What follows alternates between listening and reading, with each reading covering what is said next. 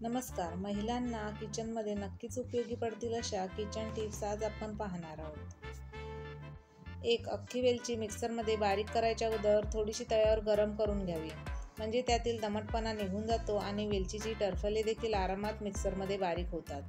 तसेच वेलची पूड लवकर होण्यासाठी 1 चमचा साखरही या वेलचीबरोबर मिक्सरमध्ये वाटावी, त्यामुळे वेलची पूड अगदी बारीक तयार होते. 2. आपल्या रोजच्या वापरात येणारी लिंबे फ्रीजमध्ये ठेवताना काचेच्या बरणीत किंवा हवाबंद डब्यात ठेवावी.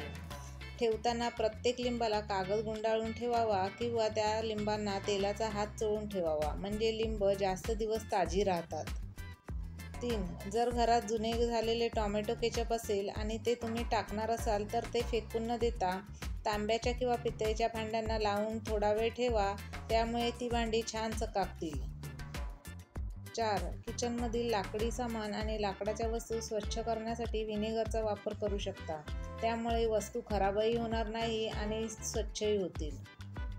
5. अळूवडीसाठी बेसन आणि त्यात थोडेसे तांदळाचे पीठ भिजवून घेतल्यानंतर त्यावर 1-2 चमचे कडकडीत तेलाचे मोहन घालावे, म्हणजे अळूवडी अगदी छान कुरकुरीत होते. 6. उडदाचे पापड तळत नसाल आणि भाजून खात असाल तर ते भाजताना प्रत्येक पापडाला किंचित तेलाचं बोट लावावं आणि नंतर भाजावे, म्हणजे त्या पापडांना छान टेस्ट येते. 7. कोणतीही डाळ शिजवण्याअगोदर 10-20 मिनिटे पाण्यात भिजत ठेवावी आणि मग शिजवावी, यामुळे डाळ लवकर शिजते व आपला गॅसही वाचतो, तसेच डाळीला चवही छान लागते. 8. आहारात मोड आलेल्या कडधान्यामुळे तुमच्या शरीरातील साखरेचे प्रमाण नियंत्रित राहण्यास मदत होते. मधुमेही लोकांनी तर मोड आलेल्या मेथी दाण्यांचा सुद्धा आहारात वापर केल्यावर त्यांना याचा चांगला फायदा होऊ शकतो. 9. कोथिंबीर आणि हिरव्या पालेभाज्या जास्त काळ टिकवण्यासाठी त्या नीट निवडून कापडात किंवा पेपरमध्ये गुंडाळून हवाबंद डब्यात किंवा प्लास्टिक बॅगमध्ये भरून बंद करून फ्रीजमध्ये ठेवल्या चांगल्या राहतात. 10. घरी जिलेबी बनवत असाल तर जिलेबी नुसत्या मैद्याऐवजी मैदा व रवा समप्रमाणात घेऊन जिलेबी बनवली तर जास्त कुरकुरीत होते. 11. तव्यावर भाजलेली चपाती लगेचच ताटात जेवायला देऊ नका, तर 5 मिनिटांसाठी चपाती डब्यामध्ये घालून ठेवा, मग जेवायला वाढा, तोपर्यंत चपाती छान मऊसूत होते. 12. पोहे अधिक चविष्ट आणि पौष्टिक होण्यासाठी तुम्ही त्यात शेंगदाणे आणि काजूसुद्धा घालू शकता, मग ते फ्राय करून घाला किंवा भाजून घाला. 13. कॉफी पावडर घट्ट झाकणाच्या डब्यात बंद करून फ्रीजमध्ये ठेवावी, म्हणजे त्याचा सुगंध कायम टिकून राहतो आणि ती खराबही होत नाही.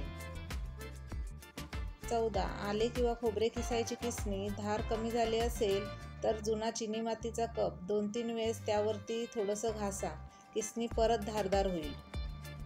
15. काजू, बदाम, अक्रोड इत्यादी ड्रायफ्रूट थोडेसे भाजून थंड करून हवाबंद बरणीत भरून ठेवा, त्यामुळे ते खवट होणार नाही, तसेच ते कडक राहतील.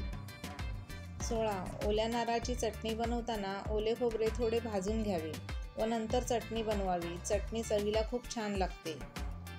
17. घरातले बेसन संपलेले आहे आणि आपल्याला भजी किंवा पकोडे बनवायचे असतील तर हरभरा डाळ मिक्सरला बारीक वाटून झटपट बेसन तयार करा, किंवा हरभरा डाळ अर्धा तास पाण्यात भिजवावी व नंतर मिक्सरला बारीक करून त्याचे भजी म्हणजेच पकोडे बनवा, खूपच चवदार होतात.